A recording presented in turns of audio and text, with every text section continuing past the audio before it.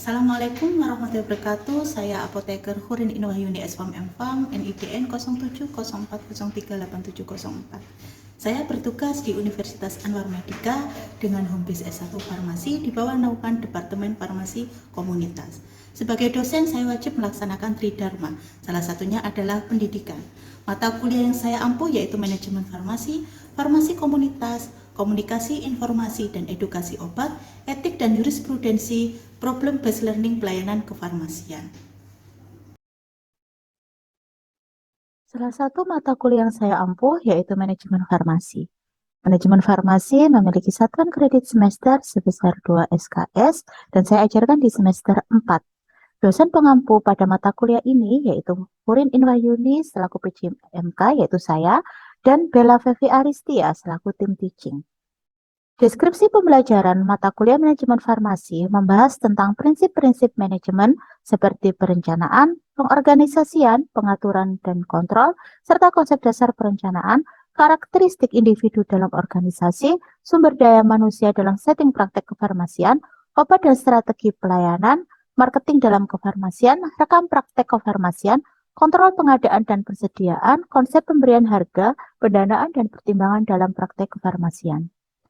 Capaian pembelajaran pada mata kuliah manajemen farmasi yaitu mahasiswa mampu menguasai teori manajemen dalam setting praktek kefarmasian antara lain mengenai prinsip-prinsip manajemen, konsep dasar perencanaan, karakteristik individu dalam organisasi, sumber daya manusia dalam setting praktek kefarmasian, obat dan strategi pelayanan, marketing dalam kefarmasian, rekam praktek kefarmasian, kontrol pengadaan dan persediaan, konsep pemberian harga, pendanaan dan pertimbangan dalam praktek kefarmasian yang dapat digunakan dalam memecahkan masalah terkait praktek kefarmasian untuk tujuan pelaksanaan praktek kefarmasian secara baik dan benar sesuai norma dan etika profesi.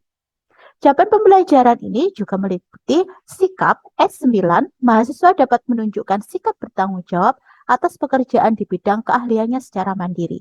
Pengetahuan P5, mahasiswa mampu menilai konsep manajemen farmasi dalam praktek kefarmasian.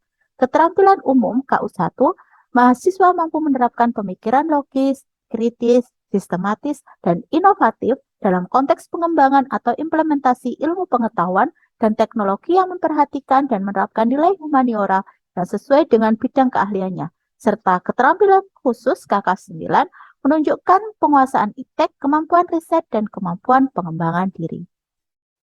Materi pembelajaran manajemen farmasi dimulai dari prinsip manajemen pada setting kefarmasian, pekerjaan kefarmasian sesuai PP 51, prinsip perencanaan, pengorganisasian, pengaturan dan kontrol sumber daya, konsep dasar perencanaan dalam manajemen, karakteristik individu dalam organisasi, pengaturan sumber daya manusia dalam setting praktek kefarmasian, obat dan strategi pelayanan, marketing dalam kefarmasian, rekam praktek kefarmasian, kontrol pengadaan dan persediaan obat, konsep pemberian harga layout maupun penataan obat, serta konsep pendanaan pertimbangan dasar praktek kefarmasian. Sehingga capaian pembelajaran meliputi mahasiswa mampu menguasai teori manajemen dalam setting praktek kefarmasian yang dapat digunakan dalam memecahkan masalah terkait praktek kefarmasian untuk tujuan pelaksanaan praktek kefarmasian secara baik dan benar sesuai norma dan etika profesi dapat terlaksana.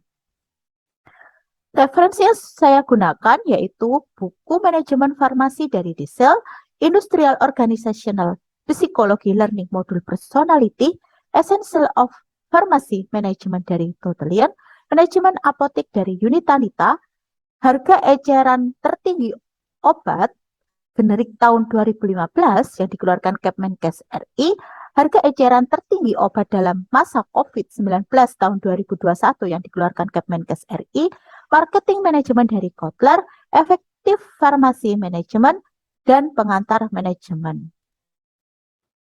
Sistem pembelajaran manajemen farmasi meliputi pembelajaran yang berbasis outcome based learning atau OBE yang mengacu pada CPL maupun CPMK. Model pembelajaran yang saya gunakan ada dua, yaitu sinkronus maupun asinkronus. Metode pembelajaran manajemen farmasi meliputi tutorial, integrated reading, dan problem-based learning. Tahapan pembelajaran sinkronus dimulai dari pendahuluan seperti salam, sapa, review materi dan tugas sebelumnya, serta penyampaian indikator pembelajaran. Dilanjutkan dengan inti, yaitu pemaparan materi, diskusi, dan penyampaian tugas maupun kuis, dan ditutup dengan kesimpulan, pemberian informasi materi pertemuan selanjutnya, serta salam penutup. Interaksi dosen mahasiswa yang saya gunakan seperti Zoom Meeting atau Google Meeting untuk sinkronus, dan bentuk interaksinya yaitu tanya jawab, diskusi kasus, maupun presentasi. Untuk asinkronus, saya menggunakan e-learning dan Google Classroom maupun WA Group. Google Classroom maupun e-learning saya gunakan untuk pemberian materi, tugas, serta kuis. Untuk WA Group saya gunakan dalam komunikasi dengan mahasiswa saat kegiatan perkuliahan.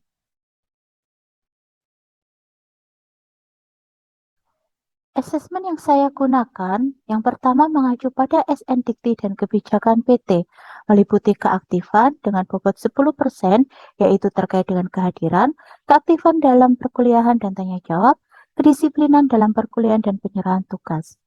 Untuk tugas 1 dengan bobot 10%, yaitu tugas kelompok, dan tugas 2 yaitu tugas individu memiliki bobot 10%.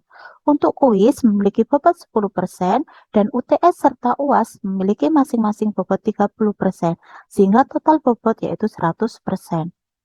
Yang kedua mengacu pada OBE dan juga memperhatikan capaian pembelajaran mata kuliah. Dan yang ketiga mengacu pada rubrik penilaian yang menjelaskan indikator penilaian.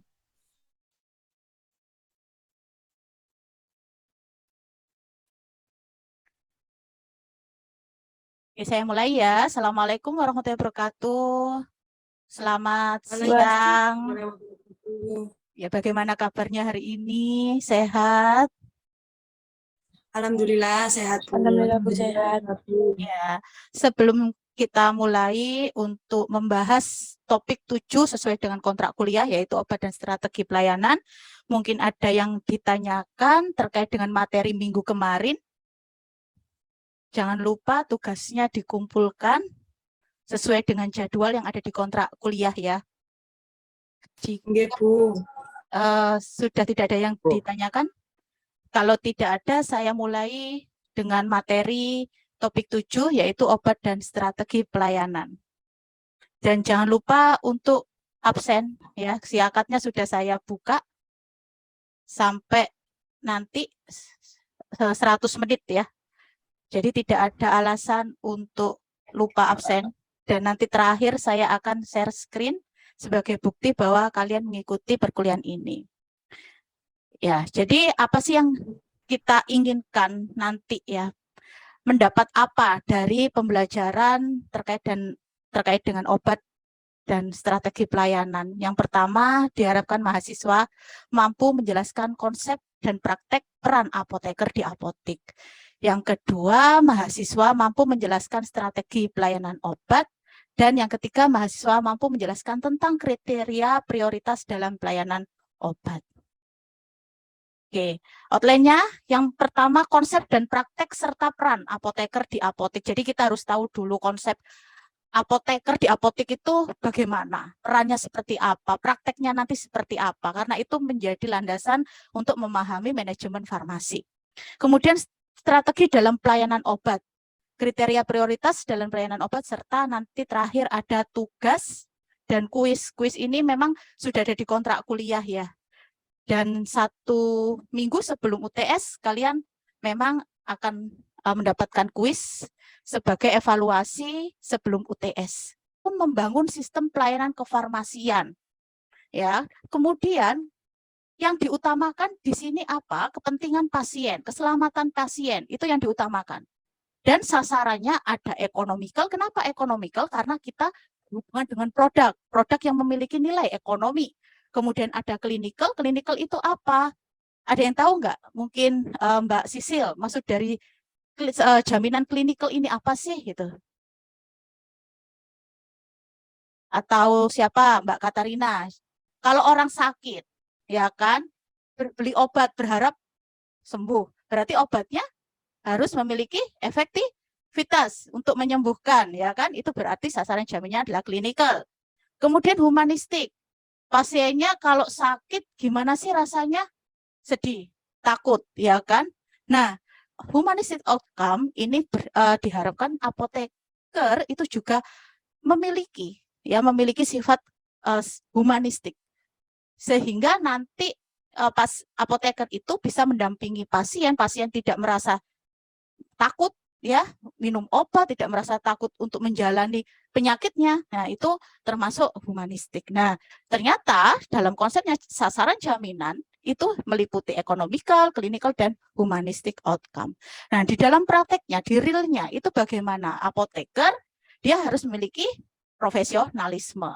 Kemudian dia harus juga memiliki manajemen praktis dan bisa berkomunikasi. Karena apa? Karena nanti berhubungan dengan pasien. Tidak hanya berhubungan dengan pasien, tapi juga berhubungan dengan timnya. Ya, timnya itu siapa sih? Asisten apoteker. Kemudian kalau di apotek ada kasir, ya dia juga harus bisa berhubungan baik, harus bisa berkomunikasi baik dengan stafnya, gitu ya. Kemudian ada pencatatan dan pengelolaan data. Gunanya apa sih pencatatan dan pengelolaan data? Kalau dilihat dari segi manajemen, mungkin ada yang bisa menjawab. Pencatatan dan pengelolaan data, gunanya apa? Kalau di apotek, mungkin Sahrul bisa jawab. Sisil? Nah, kalau kita Agar datanya tidak hilang, Bu. Oke, ada hubungannya dengan apa? Produk, obat, Iya. ya kan? Iya, dari penyimpanan obat, pendataan obat gitu. Iya betul. Jadi ada hubungannya dengan pendataan obat. Jangan sampai obatnya ini hilang. Apalagi obatnya ada obat keras, kemudian ada obat narko dan psiko. Ya, pencatatan dan pengelolaan data ini sangat penting juga. Kemudian pemecahan masalah berdasarkan aspek klinis, ekonomi, dan humanistik. Ya, nah sekarang fungsi dalam siklus manajemen obat apa saja? Perlu nggak sih strategi pelayanan? Pasti perlu. Kenapa? Karena masyarakat itu butuh produk obat, dan produk obat itu sangat kompleks sehingga sulit untuk dikelola secara efisien.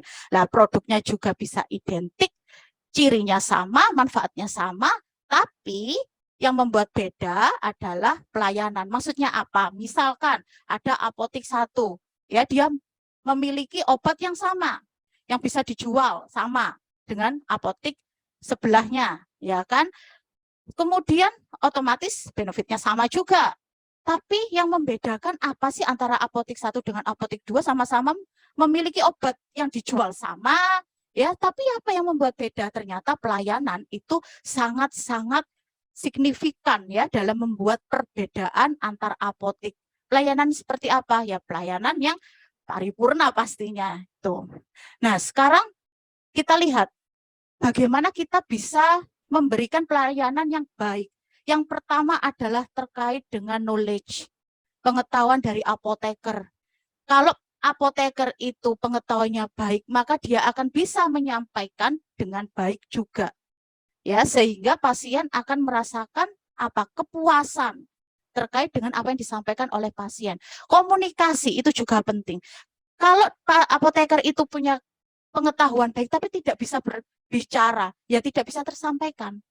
Ya, komunikasinya bagus tapi pengetahuannya nggak bagus. Lah apa yang mau disampaikan gitu? Jangan-jangan nanti yang disampaikan malah salah. Nah, maka ini semuanya harus sama ya, harus seimbang. Pengetahuannya harus bagus, komunikasinya harus bagus. Kenapa? Karena nanti kita sebagai apoteker itu harus punya kemampuan ya untuk menjalin hubungan yang baik dengan pasien melalui apa? Melalui komunikasi dan pengetahuan yang baik. Nah, apa yang diharapkan dari pelayanan obat? Yang pertama terjangkau. Kalian kalau mau beli obat, maunya obat yang terjangkau kan? Ya. Apa sih maksudnya dari terjangkau itu? Murah, Bu. Iya. Maksudnya bisa dibeli sesuai dengan kemampuan kita gitu ya. Kemudian pilihannya tersedia. Kalau kalian beli obat kemudian di apotek itu ternyata obatnya tidak tersedia, kecewa nggak? Kecewa, ya kan? Bisa-bisa nanti kita mau beli obat itu lagi ke apotek tersebut, nggak jadi. Kemarin saya ke sana nggak ada, paling ya nggak ada. Nah itu. Pasien ke apotek ya pinginnya apa yang dia inginkan, apa obat yang dia mau beli itu ada. Kemudian informasi lengkap dan akurat terkait obat yang akan dibeli, ya. informasi lengkap dan akurat ini tidak hanya untuk pasien swamedikasi, tapi juga untuk pasien dengan resep. Sama-sama harus kita itu harus bisa memberikan informasi lengkap dan akurat. Jadi si pasien itu juga harus bisa mendapatkan informasi secara benar, secara lengkap dan secara akurat dari apoteker.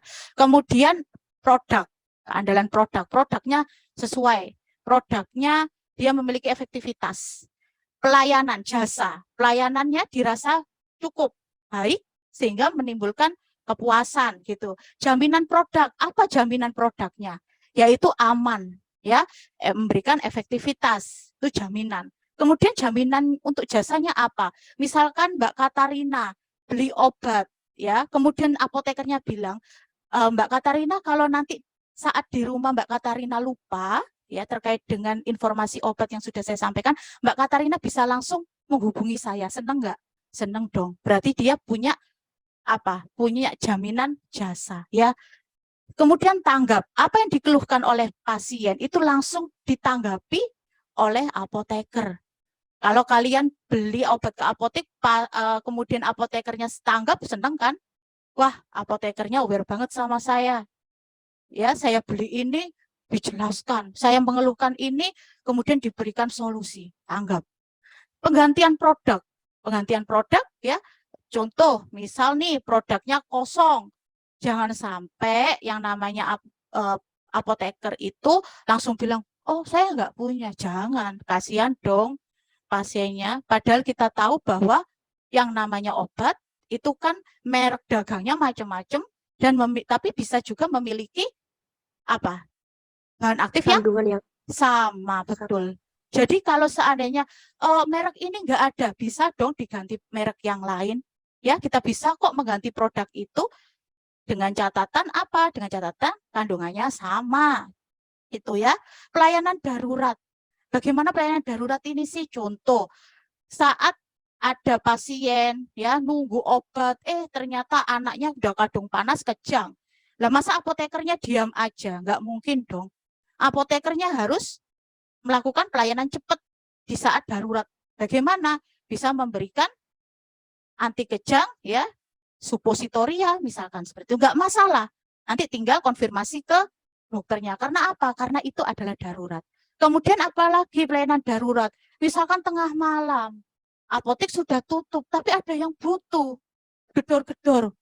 Dilayani bagus. Kalau kita melayani langsung itu yang namanya pasien ya sangat puas luar biasa. Itu yang diharapkan ya, ada pelayanan darurat. Kemudian apakah pelayanan itu sudah memuaskan? Lah, ternyata pasien itu tidak puas bisa karena apa yang diekspektasikan itu beda dengan realitanya. Bisa terkait dengan produk ataupun jasa. Ya, itu. Kemudian biaya. Bisa nggak puas karena biaya yang mau dibayar lebih tinggi. Nah, itu juga bisa mempengaruhi terkait dengan kepuasan. Waktu yang tepat. Kita harus tahu ya, yang namanya resep, kalau resep itu kan ada resep jadi, ada yang resep racikan. Nah, resep jadi dan resep racikan itu memiliki waktu maksimal yang berbeda. Dan itu harus kita cantumkan di ruang tunggu. Kenapa? Agar pasien itu tahu bahwa, oh tadi saya dapat resep racikan, maka saya harus menunggu maksimal yang dicantumkan tersebut. Itu sesuai yang diinginkan. Kalau pelayanannya sesuai dengan yang diinginkan, maka pasien pasti akan puas. Tuh. Nah, ada survei dari Bayer pada tahun 2021. Mengapa pasien itu bisa pergi, nggak balik lagi? Dari survei ini kita lihat bahwa pelayanan yang buruk itu sangat mempengaruhi lebih dari 50%, yaitu 68%. Ini ada penelitian ya terkait dengan prioritas pelayanan. Judulnya pelayanan kefarmasian di beberapa apotek di Indonesia pada era pandemi COVID. Kita lihat bahwa ya paling banyak dampak pandemi COVID yang dirasakan oleh apotek apa? Kekurangan stok obat. Padahal diharapkan obat itu harus selalu tersedia, ya kan? Terkendala dalam penyediaan obat ya bersama dengan kekurangan stok obat. Tapi kalau kekurangan stok obat ada obatnya cuma kurang gitu ya. Terkendala itu bisa karena ini PBF-nya ya, PBF-nya itu kehabisan, kemudian yang namanya kita order nggak datang-datang, nah itu terkendala dalam penyediaan obat. Kemudian ada kenaikan harga beli obat, dan ada penurunan pemasukan finansial selama pandemi. Nah, ternyata paling banyak di sini apa ya? Kenaikan harga beli obat ya. Nah, kenapa kok terjadi kenaikan harga beli obat? Ada yang tahu nggak dari hasil ini? Karena apa? Karena obatnya Karena kelangkaan obat. Iya, betul. Karena kelangkaan obat, karena kekurangan stok obat, karena terkendala dalam penyediaan, maka pasti obatnya itu langka. Apa efeknya? Kenaikan harga beli obat, dan itu sangat dirasakan ya saat pandemi kemarin. Nah, kemudian ada artikel lagi di sini, analisis kepuasan pasien rawat jalan. Ya, ada artikel analisis kepuasan pasien rawat jalan terhadap pelayanan kefarmasian di instalasi farmasi. Ada kuadran-kuadrannya, dan ternyata kuadran ini pada kuadran 1 kita tahu bahwa harapan pasiennya tinggi tapi kinerjanya rendah. Kinerja dari siapa? Kinerja dari apotekernya, kinerja dari asisten apotekernya. Pelayanannya rendah, padahal harapannya pasien tinggi, sehingga pasien nggak puas. Nah, maka yang kuadran 1 ini harus ditingkatkan. Nanti kalian bisa baca sendiri ya, mana yang low performance, mana yang high performance. Tuh.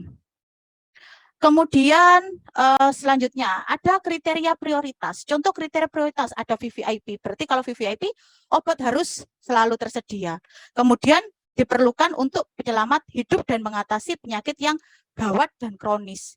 Jadi kalau VVIP ini obat itu harus ada di apotek.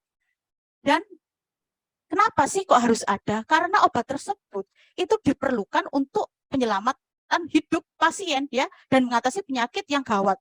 Contoh, obat apa sih? Misalkan ya, obat asma, ya kan ya. Orang asma itu kan kalau nggak dapat obat, ya bisa saja nanti fatal akibatnya. Kemudian obat apa lagi?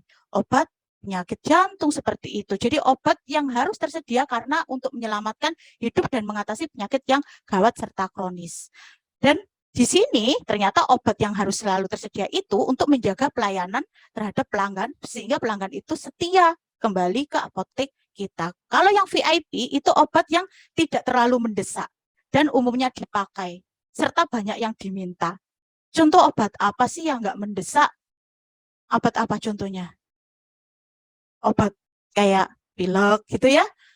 Kemudian obat nyeri itu nyeri yang rendah ya, maksudnya kayak nyeri-nyeri yang ringan. Nah, kemudian kalau yang satunya IP itu tidak begitu penting, tapi harus juga tetap kita sediakan. Nah, pharmaceutical care ini kalau kita kata kuncinya adalah providing pharmaceutical care, maka service people, orang itu bisnisnya, berarti jasa, paham ya? Ini lebih kepada jasa. Ya, perawatan pasien, jasa yang kita lakukan itu bisa menghasilkan pendapatan. Ya, tujuannya itu apa? Membawa apoteker, maksudnya biar pasien itu mengenali apoteker, ya. Kemudian nanti ketika kita memberikan pelayanan itu ada keputusan, maka keputusannya harus berfokus pada pasien. Kemudian kita harus memiliki dokumentasi untuk mendukung perawatan pasien. Kemudian selanjutnya ada terkait dengan dispensing. Nah, dispensing ini bisnisnya ya itu ke obat ya. Enaknya seorang apoteker dia punya dua sisi, bisa ke pelayanan, bisa juga bisnis ke produk gitu kan. Nah, kalau dispensing farmasi produknya ya. Tuh, tujuannya apa? Membawa produk ke konsumen, obat ya kan. Nah, kemudian keputusannya fokus pada produknya ya. Produknya ini adalah bisnis gitu kan. Nah, layanan yang tersedia itu mendukung produk yang dipunya. Catatan bisa disimpan ya, terutama untuk memenuhi persyaratan hukum mengenai produk obat. Contohnya ruang diatur untuk memajang dan menjual produk. Ruangannya ada ruangan untuk obat bebas sendiri, obat keras sendiri, bahkan ada juga untuk psikonarko sendiri gitu ya. Dan ruangan itu harus disesuaikan dengan stabilitas obatnya. Dan untuk menciptakan bauran produk dan resep, maka ada basic line ya. Apa sih basic line? Gitu. Nanti kita bahas. Kemudian ada non-standard line dan juga ada full line of prescription. Nah, ini kita harus menentukan lini produk dasar dengan meninjau pembelian sebelumnya ya. Bagaimana caranya? Ya kita lihat bulan kemarin obat apa saja yang banyak keluar ya. Kita bisa mengidentifikasi obat-obatan yang digunakan oleh pasien secara ekstensif. Kemudian dievaluasi berdasarkan. Nah, sekarang untuk tugasnya mereview artikel dari jurnal nasional terakreditasi Sinta 1 sampai Sinta 6 atau jurnal internasional yang bereputasi tentang strategi pelayanan obat atau prioritas dalam pelayanan obat, dan nanti dikumpulkan tanggal 3 Juni 2022 melalui email saya ya yang tertera di PPT ini. Sebelum saya mulai kuisnya, saya mau tanya dulu, adakah yang bisa menjawab terkait dengan perbedaan pelayanan dengan produk? Silahkan. Bu, kalau produk itu Bu bisa dimilikin Bu, bentuknya itu fisik dan bisa dijual kembali. Sedangkan pelayanan itu biasanya bentuknya itu jasa Ibu, bisa didapatkan secara simultan jika membeli produk atau hanya bisa konsultasi saja Ibu. Oke, mungkin ada tambahan yang lain? Boleh? Silakan. Siapa? Namanya tadi Mbak Mifroha, sekarang siapa? Aldi, Bu. Ya, Aldi. Mas Aldi, bagaimana Mas Aldi? Kalau produk itu bisa tersentuh karena adanya bentuk real, Bu. Ya, kemudian? Kalau pelayanan itu tidak bisa karena pelayanan itu tidak ada jarak, Bu. Pelayanan itu juga bisa. Oke, kemudian pelayanan bisa diinvestasi ya untuk jangka panjang gitu ya, diinvestasi. Kalau yang produk sebaliknya gitu ya. Oke, ya, Bu. Ya, jawaban Mbak Mifroha maupun Mas Aldi bagus ya, betul. Nah, kemudian mungkin ada yang mau ditanyakan, silahkan. Bu, saya, ya, Mbak Nabila, monggo. Bu, untuk saat ini kan banyak sekali apotik yang berdekatan, Bu. Ya. Nah, pelayanan dan juga harga atau kos itu sangat berpengaruh kepada persaingan antar apotik itu, Bu. Ya, betul. Jadi meskipun sekarang ini kita lihat ya bahwa antar apotik satu dengan apotik yang lain itu jaraknya bisa berdekatan. Namun apabila pelayanannya itu berbeda, maka itu akan sangat-sangat mempengaruhi juga. Meskipun ya harganya hampir sama, obatnya yang dijual juga sama. Tapi kalau pelayanan yang misalkan apotik satu lebih baik, maka cenderung bisa ke apotik satu pasiennya. Ya, seperti yang sudah saya sampaikan, yang tadi, bahkan ada survei dari Bayer bahwa yang namanya pelayanan itu sangat mempengaruhi customer atau pasien untuk kembali ke apotik kita. Jadi nggak usah khawatir, meskipun apotik kita nanti berdekatan dengan apotik yang lain, nggak masalah. Yang penting kita selalu memberikan pelayanan yang terbaik. Maka pastinya pasien akan kembali ke kita. Gitu.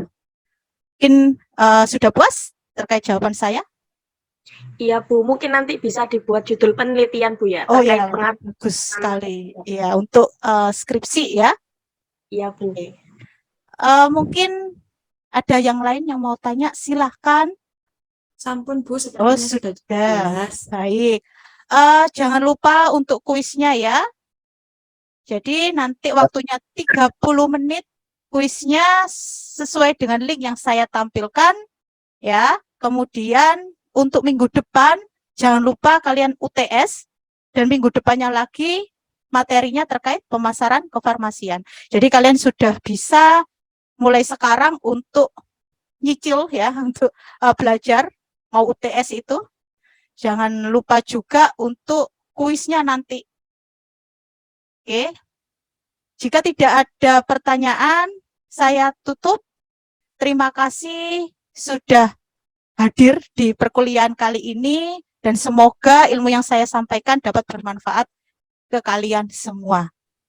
Wassalamualaikum warahmatullahi wabarakatuh. Waalaikumsalam warahmatullahi wabarakatuh. Terima kasih Bu. Sama-sama. Iya, sama-sama.